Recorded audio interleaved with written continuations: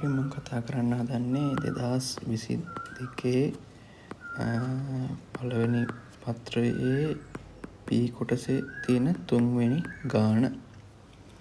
මේක තියෙන්නේ ප්‍රශ්ත සම්බන්ධයෙන් තමයි මේ ගාන අපිට එන්නේ. හරි. අපි බලමු ගාන කියවන ගමන්ම මේ විස්තර ටික අපි ලකුණු කරගමු. වටිනාකම රුපියල් 9000ක් වන භාණ්ඩයක්. මෙන්න භාණ්ඩය තියෙනවා. මේ භාණ්ඩයේ වටිනාකම රුපියල් 9000ක්ලු.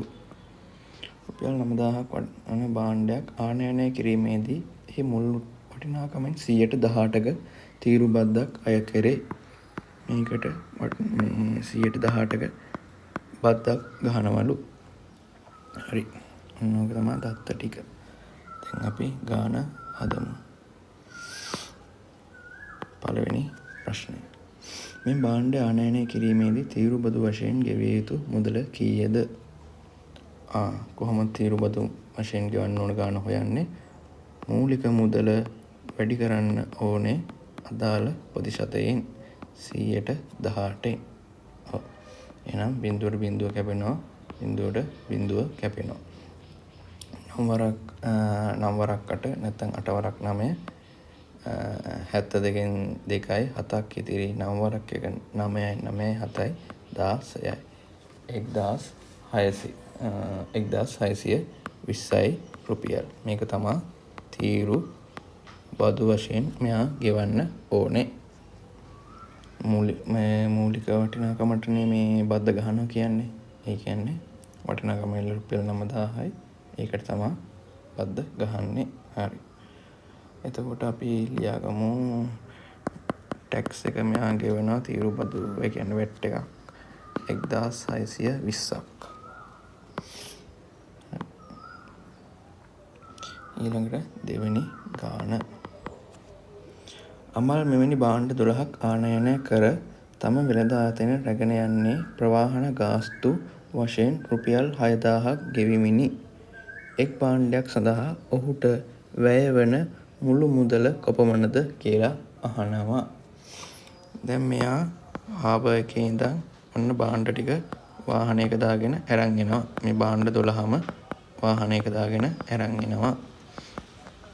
මේ භාණ්ඩ 12ම වාහනේ දාගෙන අරන් එනවා.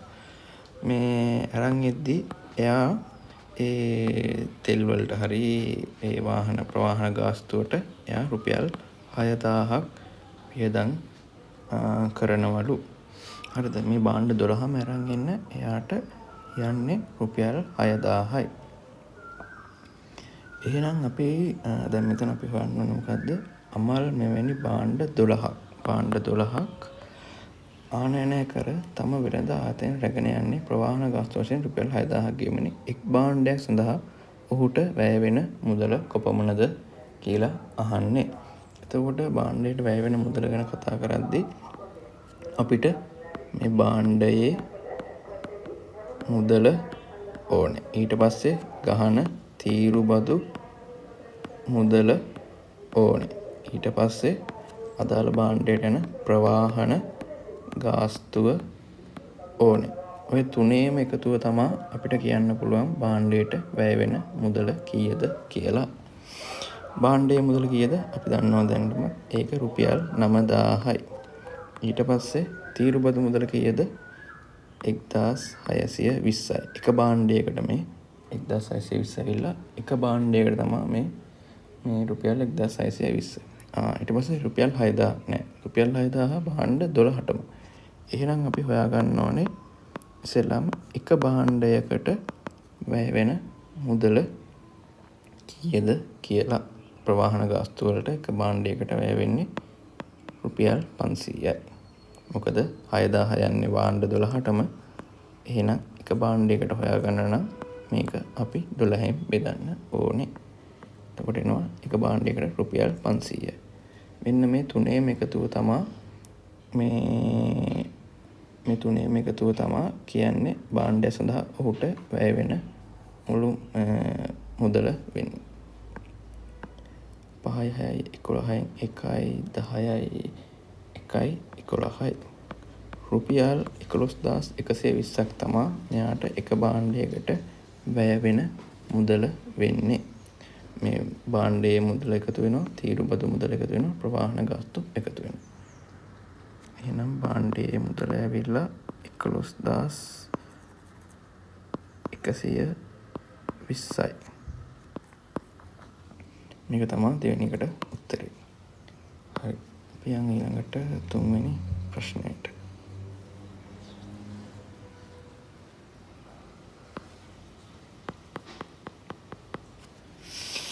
එම් භාණ්ඩයක් විකිණීමෙන් 120ක ලාභයක් ලබා ගැනීමට නම් ඔහු එය විකිණිය යුතු මුදල. හරි.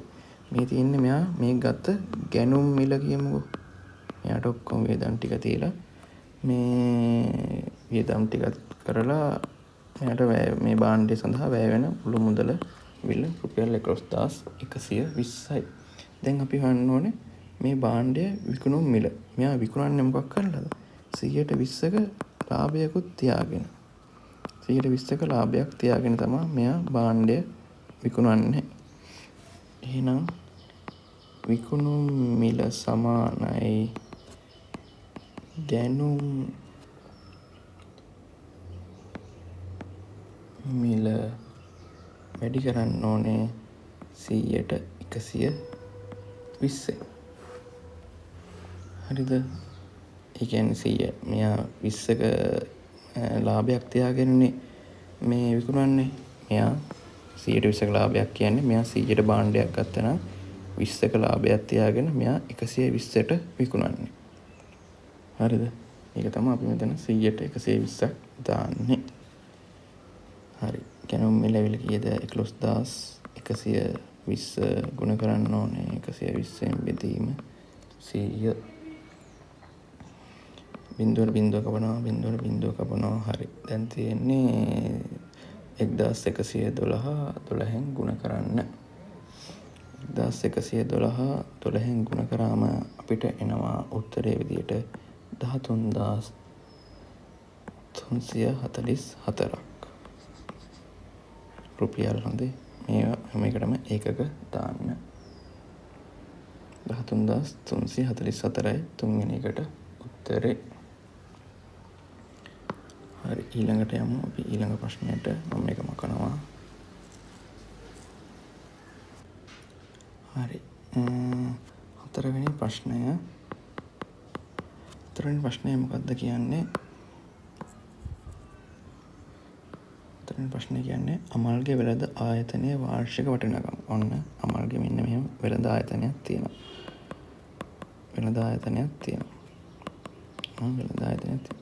මේකේ වාර්ෂික වටිනාකම ඇවිල්ලා අමල්ගේ ආයතනයේ වාර්ෂික වටිනාකම එය පිහිටි නගර සභාව විසින් රුපියල් 15,000කට තක්සේරු කර ඇත. ඔහු කාර්තුවකට වරිපණම් ලෙස රුපියල් 600ක් ගෙවයි. එම නගර සභාව අය කරනු ලබන වාර්ෂික වරිපණම් බදු ප්‍රතිශතය තමා අපිට හොයන්න කියන්නේ. මේ ඇවිල්ලා 15,000 කියන්නේ ආයතනයේ තක්සේරු කර ඇති වටිනාකම. හරි. දැන් අපි සාමාන්‍යයෙන් බදු ප්‍රතිශතයක් හොයන්නේ කොහොමද? සමීකරණය එල්ල බදු මුදල මෙතෙන්ට එනවා, වටිනාකම මෙතෙන්ට එනවා, වැඩි කිරීම, අදාළ ප්‍රතිශතය, බදු ප්‍රතිශතය, ඊට පස්සේ බෙදීම 100නේ. හරි. දැන් අපිට මෙතනදී මේකෙදී මේ මතක තියාගන්න මේ වරිපණම් අපිට මේ බදු මුදල තියලා දෙන්නේ එක කාර්තුවකට. අපිට මේ 15,000 තියෙන්නේ වාර්ෂික. මේක තියෙන්නේ කාර්තුවකට. කාර්තුවකට තියාගෙන හරියන්නේ නැහැ. අපි එහෙනම් ඒක වාර්ෂික මේ වරිපණම් මුදල හොයාගන්න ඕනේ. එක කාර්තුවකට මාස 4යි. මාස 3යි. එක කාර්තුවකට මාස 3යි.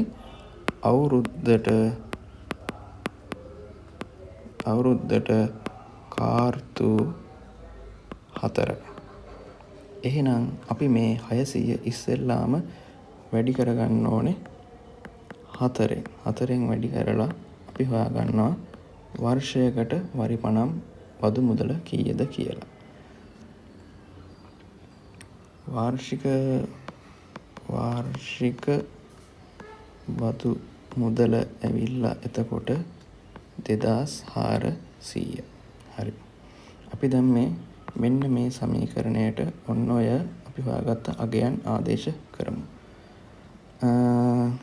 බදු මුදල ඇවිල්ලා 2400යි, වටිනාකම ඇවිල්ලා 15000යි, ප්‍රතිශතය තමයි අපි හොයන්න ඕනේ. ඒකට x දාගමු. ඊට පස්සේ බෙදන්න ඕනේ 100ෙන්. හරි. දැන් මේක සුළු කරන්න තමයි තියෙන්නේ.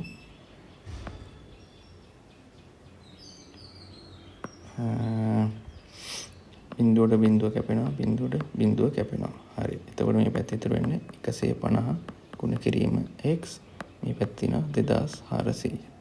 මේ 150 පැත්තට යන්නේ බෙදීමක් විදියට. මොකද x එක්ක වැඩි කිරීමක් විදියට තමයි 150 තියෙන්නේ. එහෙනම් වැඩි කිරීමක් නම් එහා පැත්තට යද්දී බෙදීමක් වෙනවා. 150ට 150 කැපෙනවා. බිඳුවට බිඳුව කැපෙනවා. හරි. 240 අපි 15න් බෙදන්න තියෙන්නේ. 24ට 15 ඒවා 240 15න් බෙදන්න තියෙන්නේ. 24ට 15 ඒවා 1යි. ඊට පස්සේ 9ක් ඉතිරි 90ට, ඒ කියන්නේ බිඳුව ගේනවා පල්ලෙහාට. 90ට 15 ඒවා 6. ඒ කියන්නේ ප්‍රතිශතය ඇවිල්ලා මේ නගර සභාවෙන් අය කරන බදු ප්‍රතිශතය ඇවිල්ලා 100%. වාර්ෂික බදු ප්‍රතිශතය ඇවිල්ලා 100%.